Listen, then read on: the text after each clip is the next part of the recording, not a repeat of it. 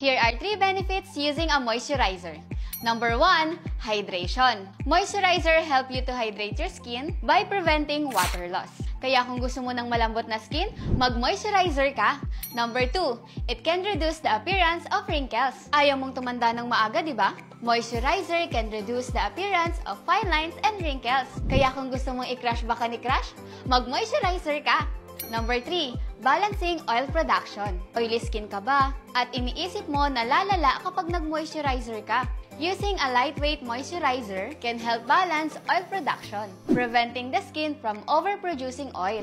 Reminder, there are different type of moisturizer. Merong pang oily skin, pang dry skin, combination, at pang sensitive skin. Oops! Maghilamos ka muna ha, bago ka mag-moisturizer. Para palagi kang maganda sa paningin ni crush. If you want more skincare tips like this, join our group, BTY Support Group, and follow for more!